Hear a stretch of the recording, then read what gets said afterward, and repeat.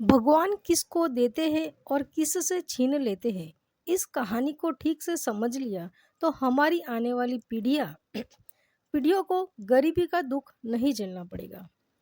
भगवान किसको देते हैं और किससे छीन लेते हैं। श्रोताओं, भगवान को मानने वाले तो करोड़ों हैं, पर भगवान कितनों को मानते हैं, इसी रहस्य से पर्दा हटेगा इस वीडियो में। सवाल यह है कि क्या भगवान को मानने से भगवान प्रसन्न हो जाते हैं? अगर भगवान को मानने से भगवान प्रसन्न हो जाते हैं, तो वे हम पर अपनी कृपा क्यों नहीं बरसाते? क्यों लोग भगवान की कृपा से वंचित रहते हैं? मुझे लगता है कि ये हम यह समझ ही नहीं पाए हैं कि भगवान हमसे प्रसन्न कब होते हैं और कब नाराज होते हैं। जिस दिन इस बात को समझ लिया, उस दिन भगवान की पूर्ण कृपा आप पर बरसने लगेगी। तो चलिए, कहानी बड़ी मार्मिक है और इस कहानी से आपको कई सवालों के जवाब मिल जाएंगे। श्रोताओं, यह कहानी है एक गरीब बढ़ई की। किस तरह उस गरीब बढ़ई को भगवान ने करोड़पति बना दिया। इस कहानी में आपको यह भी सुनने को मिलेगा कि भाई के साथ धोखा करने वालों को ईश्वर कौन सा दंड देते हैं। कहते हैं दुनिया में सबसे बड़ा पाप दूसरों को धोखा देना है और अपने ही सगे भाई के साथ धोखा करना है। उसे धोखा देना, उसकी बेईमानी करना, उसका धन हड़प लेना जघन्य अपराध की श्रेणी में आता है। इसके लिए भगवान भी कभी उसे क्षमा नहीं करते। तो चलिए शुरू करते हैं इस ज्ञानवर्धक और प्रेरणादायक कहानी। एक समय की बात है, किसी गांव में एक रामू नाम का बढ़ई रहता था। रामू बहुत ही गरीब था। 2 वक्त की रोटी मिलना उसके लिए बहुत मुश्किल था। वह बढ़ई लोगों की लकड़ी का सामान बनाने का और ठीक करने का काम करता था। उसके पास ऐसी कोई अपनी जगह नहीं थी, कोई दुकान नहीं थी जो स्थायी रूप से वहां बैठकर अपना काम कर सके। इसलिए वह कभी चौराहे पर, कभी सड़क के किनारे बैठकर लोगों का सामान ठीक करता था और उसके काम के बदले में जो पैसे मिलते थे, उसी से उसकी जीविका चलती थी। वह बड़ा संतोषी था। इसी धंधे से वह अपने जीवन को व्यतीत कर रहा था। श्रोताओं, एक समय की बात है, सावन का महीना आता है और आप तो जानते ही हैं कि सावन का महीना कितना पवित्र होता है। भगवान महादेव के भक्तगण सावन में उनके ऊपर जलाभिषेक करते हैं। शिव भक्त कांवड़ यात्रा निकालते हैं और गंगा से जल लेकर भगवान शिव को अर्पण करते हैं।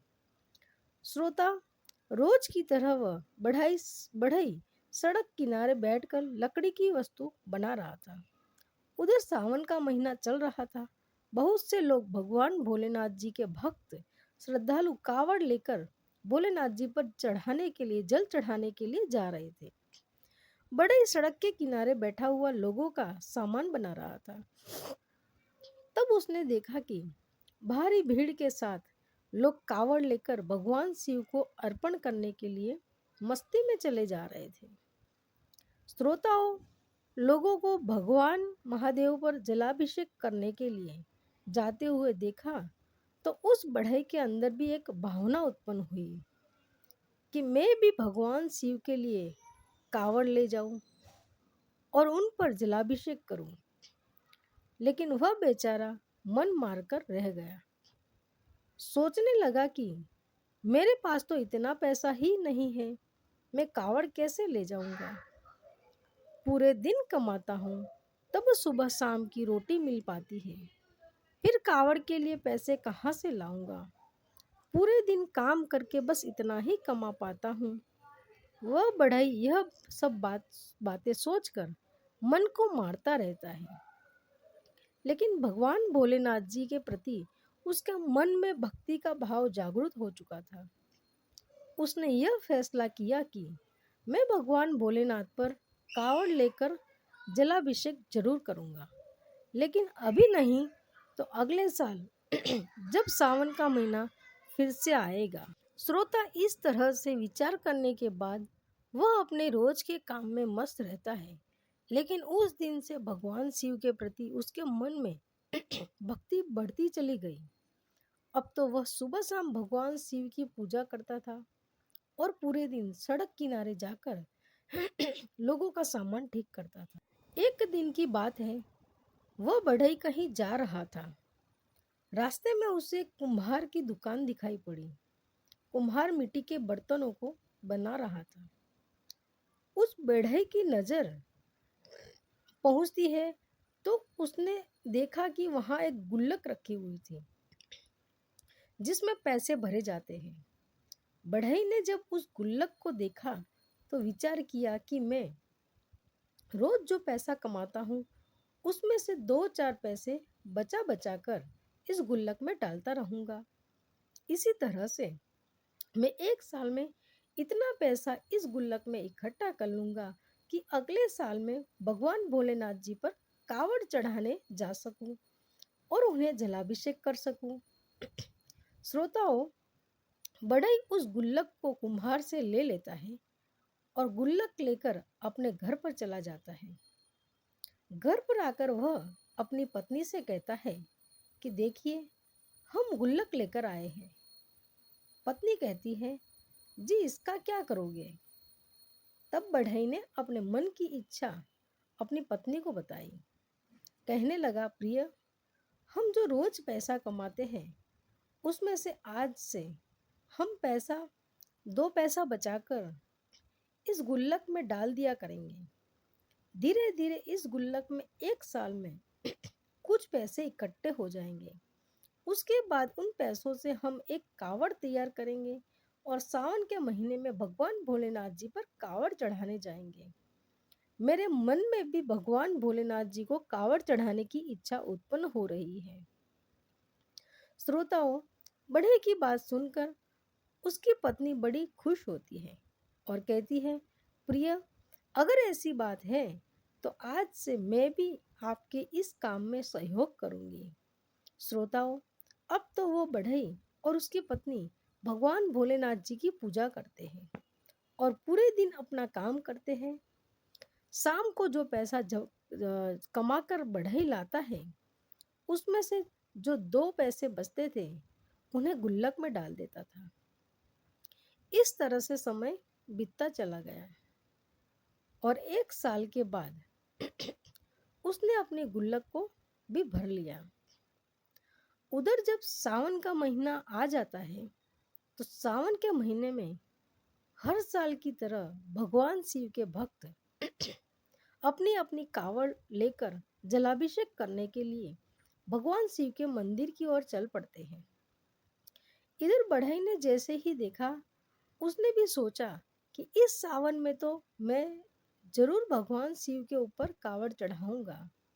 श्रोताओं, अब वह अपने घर पर चला जाता है और घर पर जाकर अपनी गुल्लक को तोड़ता है। उसमें से जो पैसे निकलते हैं उन्हें ले जाकर बाजार से कावड़ तैयार करता है।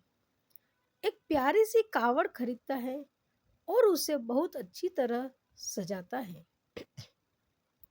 फिर बड़े भाव से के साथ में गंगा स्नान करने के लिए जाता है।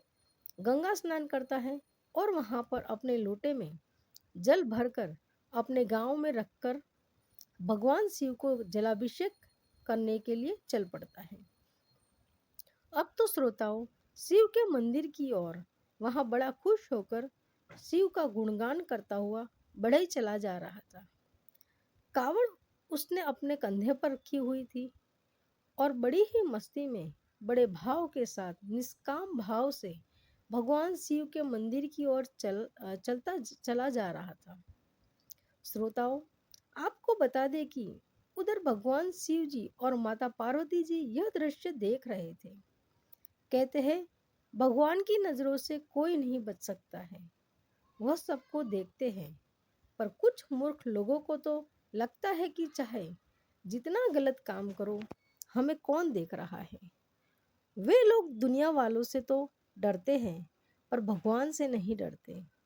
वे यह भूल जाते हैं कि कण कण में व्याप्त ईश्वर हमारा हर एक कण देख रहा है। दर्शक बंधु, भगवान शिव और माता पार्वती जी देख रहे थे तो पार्वती जी ने कहा, प्रभु देखो आपका कितना प्रिय भक्त है। 1 साल से बेचारा इस दिन के लिए पैसा जमा कर रहा था। 1 साल के बाद में पैसा इकट्ठा करके इसने कावड़ बनाई है और आपके ऊपर जल चढ़ाने के लिए बड़े भाव के साथ चलता चला जा रहा है। श्रोताओं, तक भगवान शिव कहते हैं देवी पार्वती से, हे पार्वती देख तो मैं भी रहा हूँ, तुम सही कह रही हो। यह मेरा भक्त मुझसे मिलने के लिए 1 वर्ष से योजना बना रहा है, एक एक पैसा इकट्ठा कर रहा था। लेकिन अब मैं इस भक्त की परीक्षा लेना चाहता हूँ कि यह मेरा भक्त असली है या नकली। इसके मन में वास्तव में मेरे प्रति आस्था है या फिर ऐसे ही ऊपर से मेरा नाम ले रहा है। मैं देखना चाहता हूँ कि मैं इसके दिल में बसा हुआ हूँ कि नहीं। तब माता पार्वती ने मना किया, हे प्रभु इसकी परीक्षा मत लो, यह बेचारा बहुत गरीब है। 1 साल से बेचारे ने पैसा इकट्ठा कर पाया है और आप परीक्षा लेकर उसे और भी ज्यादा दुख दोगे। अगर वह परीक्षा में सफल न हुआ तो बेचारा मन मार कर रह जाएगा और आपके ऊपर जलाभिषेक करने की उसकी इच्छा अधूरी रह जाएगी। भगवान भोलेनाथ जी कहने लगे, देवी आप चिंता क्यों करती हो। हमारे जो भक्त हुआ करते हैं सच्चे भक्त होते हैं और मैं उसी भक्त की परीक्षा लेता हूँ जिसे मैं अच्छी तरह से जान लेता हूँ। उसके हृदय में जाकर देख लेता हूँ कि किस भक्त के अंदर हमारे प्रति भक्ति है या नहीं है। इसलिए हमें उसकी परीक्षा जरूर करनी चाहिए। पार्वती जी ने कहा, प्रभु जैसी आपकी इच्छा। अब श्रोताओं, बढ़ई तो झूमता हुआ भगवान भोले बाबा का कीर्तन करता हुआ कावड़ लेकर चलता चला जा रहा था। उधर क्या होता है, भोलेनाथ जी बूढ़े बाबा का भेष बनाते हैं और जिस रास्ते से कावड़ यात्रा जा रही थी अपने अपने कावड़ को लेकर उसमें जल लेकर चले जा रहे थे, उसी रास्ते में जाकर के भगवान भोलेनाथ जी बूढ़े बाबा का वेश बनाकर बैठ जाते हैं। अब तो उस रास्ते से जो भी कावड़ यात्रा निकलता है, कावड़ वाला निकलता है, भगवान भोले बाबा उससे पानी मांगते हैं। हे भाई मुझे थोड़ा सा जल पिला दो, मैं बड़ा प्यासा हूँ, प्यास की वजह से मेरा दम निकला जा रहा है, कृपया मुझे पानी पिलाकर मेरी जान बचाइए। श्रोताओं, एक दिन हिन बूढ़े आदमी को देखकर वे कावड़ वाले उसे देखते हैं और कहते हैं, कैसा पागल बुड्ढा बैठा हुआ है, कह रहा है जल पिला दो। इसे यह भी नहीं पता कि यह जल हम भगवान शिव पर अभिषेक करने के लिए ले जा रहे हैं। अगर यहाँ जल हम इसे पिला देंगे तो भगवान भोलेनाथ जी पर क्या चढ़ाएंगे। अब वह यह वृद्धा भले ही मर जाए, हमें इससे कोई मतलब नहीं है। हम यह जल इसे पिलाकर अपनी यात्रा रद्द करने वाले नहीं हैं। श्रोताओं, वहां से जितने भी श्रद्धालु गुजरते हैं भगवान शिव बूढ़े बाबा के वेश में सबसे पानी का आग्रह करते हैं, मगर कोई भी उन्हें पानी पिलाने के लिए तैयार नहीं होता है। उधर माता पार्वती भी देख रही थी कि इतने लोगों में कोई भी मेरे स्वामी को जल नहीं पिला रहा है। कैसी भक्ति है जो एक मनुष्य का दुख किसी को नजर नहीं आ रहा है। श्रोता, बहुत देर के बाद जब वही बढ़ई आता है जो भगवान की भक्ति में लीन था और जैसे ही वह उनके सन्मुख आता है, भगवान के पास से होकर गुजरता है, बूढ़े बाबा के वेश में बैठे हुए भगवान भोलेनाथ जी उसे रोक लेते हैं और कहते हैं, बेटा मैं बहुत प्यासा हूँ, यहाँ से मेरा दम निकल रहा है, अगर मुझे पानी नहीं मिला तो मेरे प्राण निकल जाएंगे, मैं मर जाऊंगा। मैंने कई कावड़ियों से जल मांगा लेकिन एक बूंद जल किसी ने मुझको नहीं दिया। मैं प्यासा मर रहा हूँ। कैसे यह भोलेनाथ के भक्त है जो किसी प्यासे को एक बूंद पानी भी नहीं दे सकते। बेटा, बहुत बड़ी मेहरबानी होगी अगर आप हमें यह जल पिला देंगे।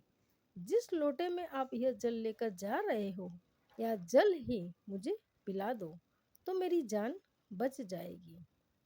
श्रोता, बूढ़े बाबा की बात सुनकर बढ़ई रुक जाता है और बूढ़े बाबा की ओर बड़े गौर से देखता है। सोचता है, या बाबा बहुत प्यासे मालूम पड़ रहे हैं, इसलिए मुझसे जल मांग रहे हैं, किंतु मैं इन्हें पिला दूं, लेकिन यह जल तो मैं भोले बाबा के ऊपर चढ़ाने के लिए ले जा रहा हूँ।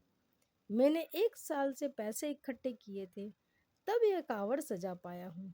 बड़ी मेहनत की है और बड़ी खुशी से यह गांव में जल लेकर मैं जा रहा हूँ। एक साल से 1 साल से मैं इंतजार करता रहा कि कब सावन का महीना आएगा तो मैं भगवान शिव के ऊपर जलाभिषेक करूंगा।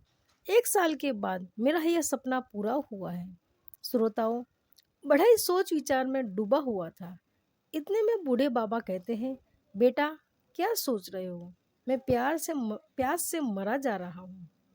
जल्दी से पानी पिला दो, नहीं तो मेरी मृत्यु हो जाएगी। बूढ़े बाबा को पीने के लिए पाने के लिए गिड़गिड़ाते हुए देखकर बढ़ई एकदम करुणा से भर जाता है। उसने तुरंत भगवान भोलेनाथ जी से क्षमा मांगी और कहने लगे, प्रभु, मुझे माफ करना। मैं यह कावड़ और जल अगले साल तुम पर चढ़ा दूंगा।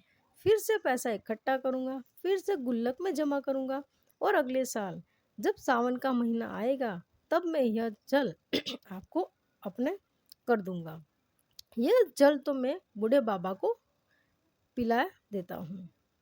हे प्रभु, मुझे क्षमा करना, क्योंकि यह बूढ़े बाबा प्यास से व्याकुल होकर के मर रहे हैं और मेरा धर्म है कि मैं पानी पिलाकर इनकी जान बचा लूं।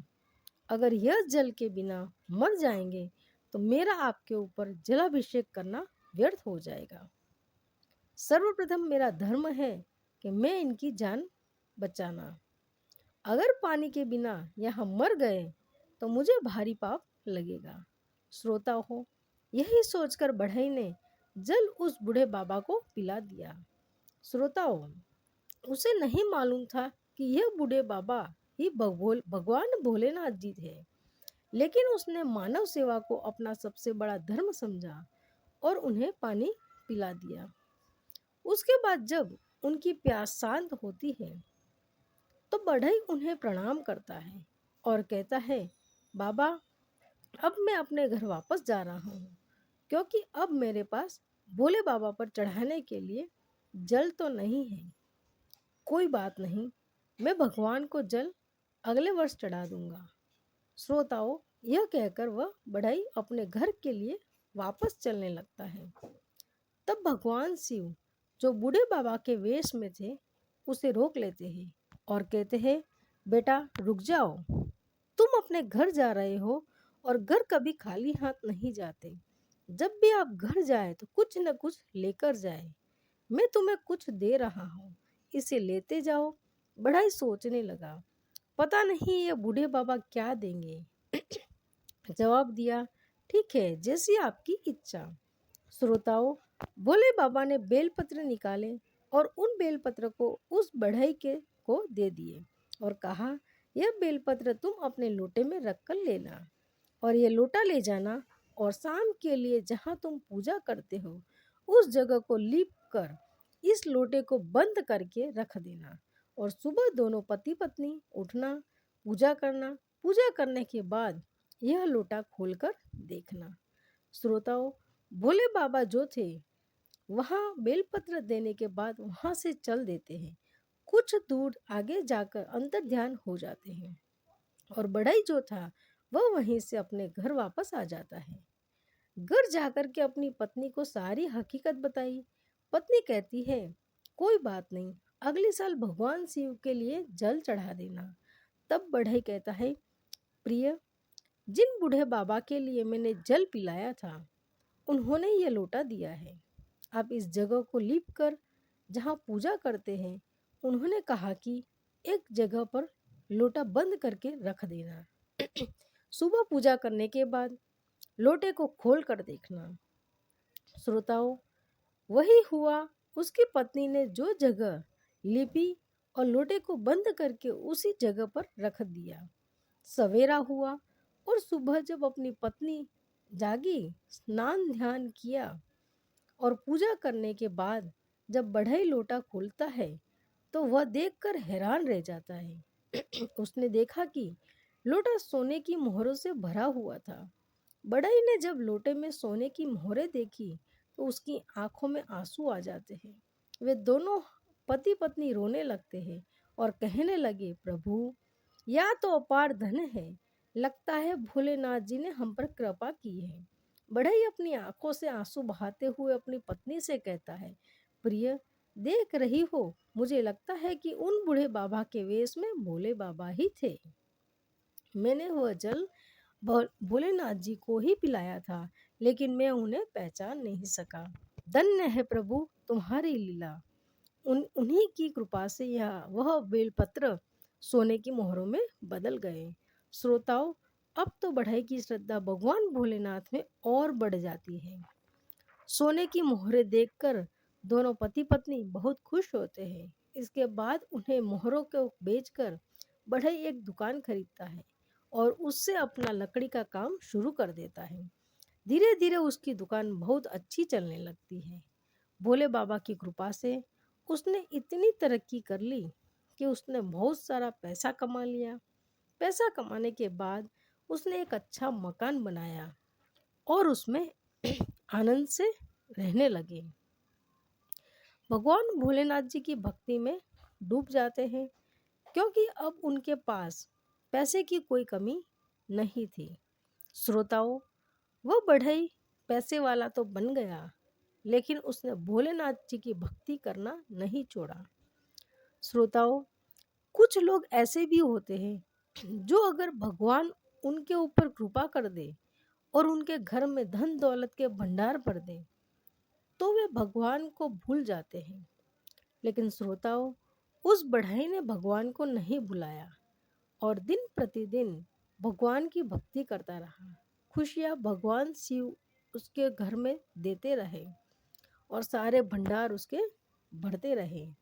श्रोताओं, उधर उस बढ़ई का एक भाई था जिसकी पहले से ही एक दुकान थी और वह भी बहुत ही अच्छी चल रही थी। अचानक उसने देखा कि सड़क किनारे बैठकर जो मेरा भाई रोज काम करता था, जिसको सुबह शाम की रोटी मिलना भी मुश्किल था, वह आज अचानक से इतना बड़ा सेठ बन गया। यह गरीब बड़ा पैसे वाला कैसे बन गया? इसमें दुकान भी खरीद ली और एक अच्छा सा घर भी बना लिया। इसके पास तो बहुत पैसा है। अपने भाई की तरक्की देखकर उसकी छाती जल जाती है। उसके कलेजे पे सांप लौटता है। अपने बड़े भाई की तरक्की उसे हजम नहीं होती है। अब वह इस बात से दुखी रहने लगा कि दिन रात मन ही मन अपने भाई से द्वेष करने लगा। श्रोताओं, यह स्वाभाविक है कि अगर आपके पास धन अधिक हो जाता है और अच्छी कमाई होने लगती है तो ईर्ष्या करने वाले भी लोग बढ़ जाते हैं। श्रोताओं, इस प्रकार बढ़ई का भाई उसे जलने लगा। वो उसे किसी भी तरह से नीचे गिरा देना चाहता था। उसने क्या किया कि उस बढ़ई के ऊपर चोरी का आरोप लगा दिया और गांव वालों से कह दिया कि इस बढ़ई ने हमारी दुकान से पैसा चुराया, हमारी दुकान से सामान चुराकर अपनी दुकान में रख लिया है। श्रोताओं, गांव वालों ने उससे पूछा, क्या तुमने चोरी की है? तुमने अपने भाई की दुकान से पैसे चुराए? श्रोताओं, उसका भाई भी वहीं खड़ा हुआ था।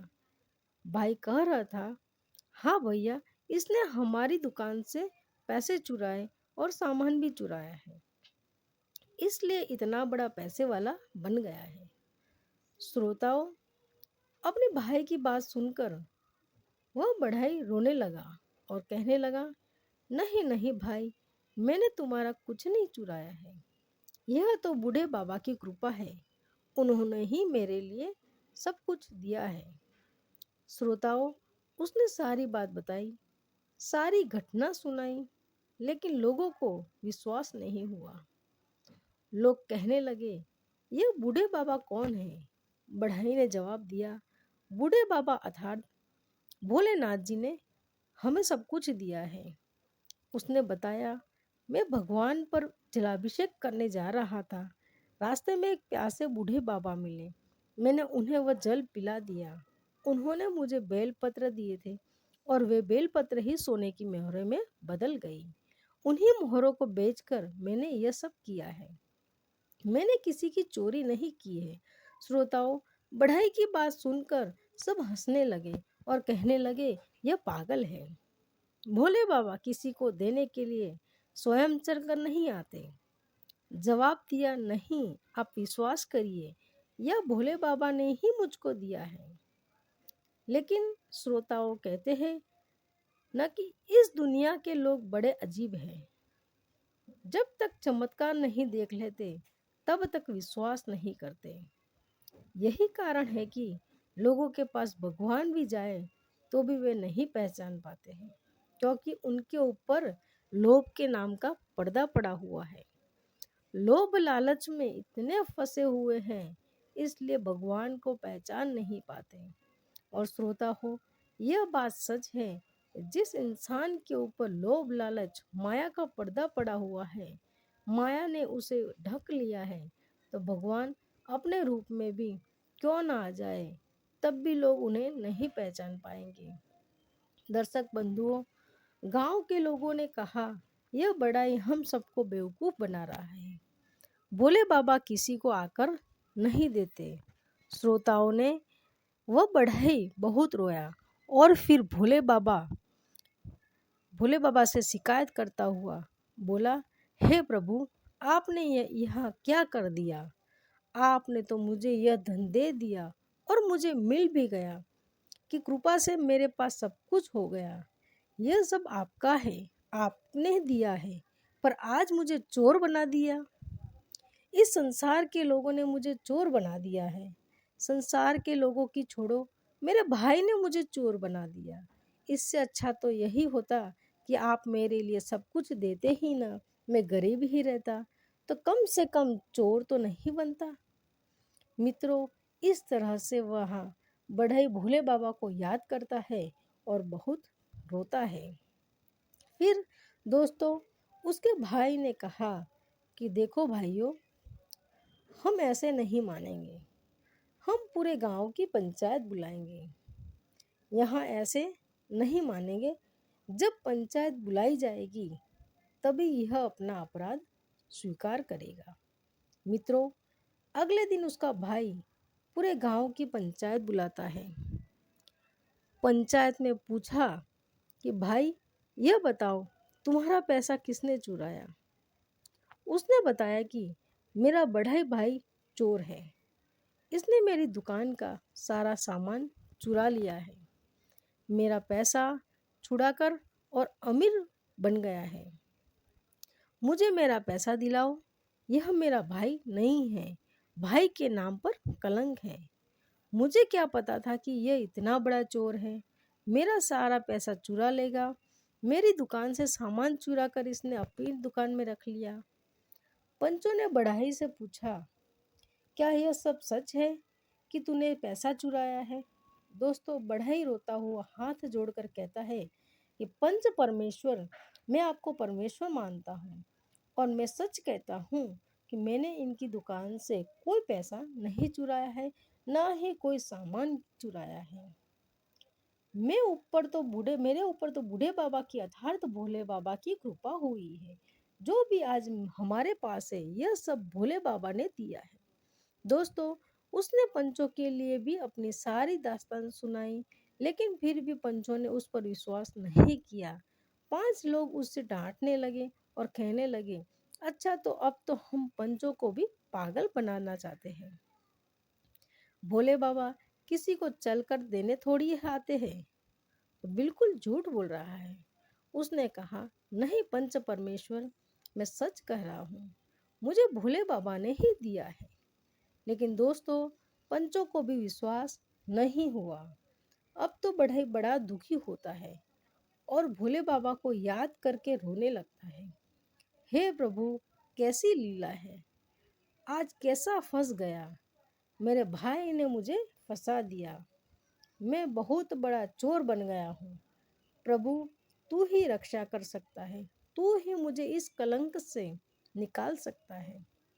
मित्रों, जब वह बढ़ई रोता रहता, भोले बाबा को याद करता है, तो दोस्तों क्या होता है?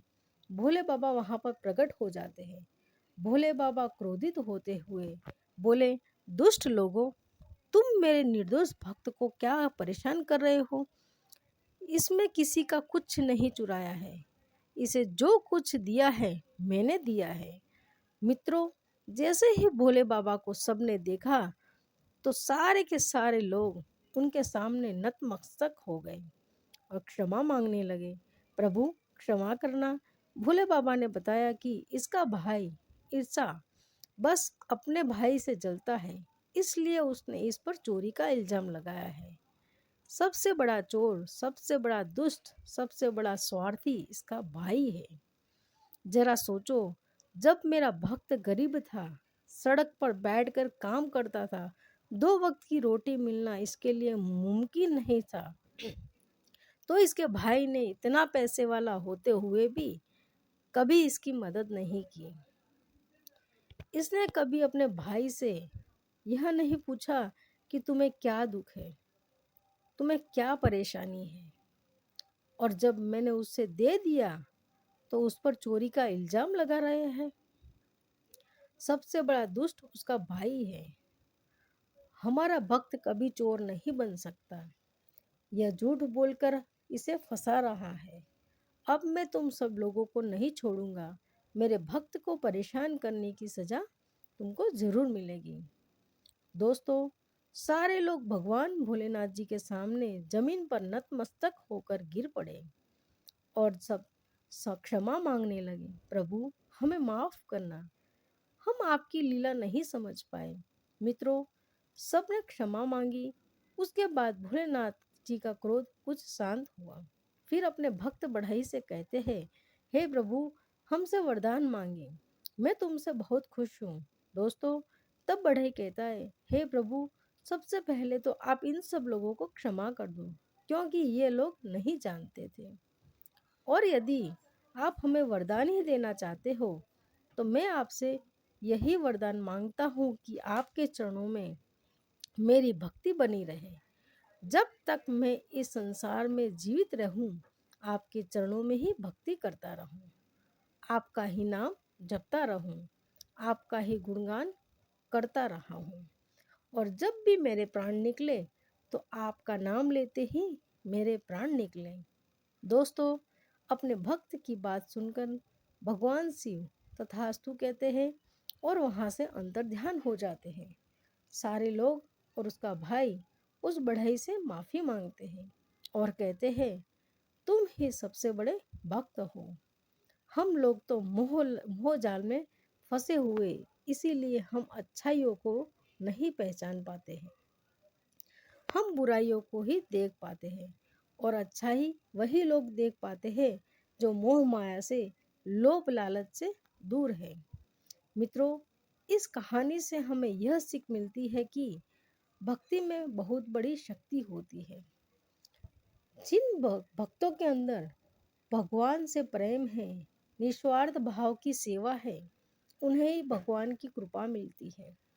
भगवान उनके मांगने से पहले ही उनकी आवश्यकता को समझ लेते हैं। और जिनके अंदर अभिमान घमंड है, ऊपर से दिखावा है, समाज के प्रति दया भाव नहीं है, लोग सोचते हैं कि मैं बहुत बड़ा दान कर रहा हूँ, यह जताने की भावना है, मैं भंडारे कर रहा हूँ, यह दिखाना चाहते हैं, लेकिन भगवान के प्रति भाव नहीं है, दिल में प्रेम नहीं है, तो उनकी बड़ी से बड़ी सेवा भी, बड़ी से बड़ी दौलत भी भगवान स्वीकार नहीं करते। भगवान उसी से प्रसन्न रहते हैं जो सब जीवों के प्रति दयावान रहता है, जिनके हृदय में जीवों के प्रति कठोरता है। दया की भावना नहीं है। दे रात दिन भगवान के मंदिर में बैठे रहे, फिर भी भगवान उनकी नहीं सुनते। भगवान को प्रसन्न करने का अर्थ है समस्त जीव जंतुओं के प्रति दयावान रहना, किसी भूखे प्यासे, दिन दुखी, रोगी, की बीमार व्यक्ति की सहायता करना। अगर दोस्तों वीडियो पसंद आई हो तो हमारे चैनल को सब्सक्राइब करें और वीडियो को लाइक करें। कमेंट में हर हर महादेव लिखना न भूलिएगा। आप सभी का बहुत बहुत धन्यवाद।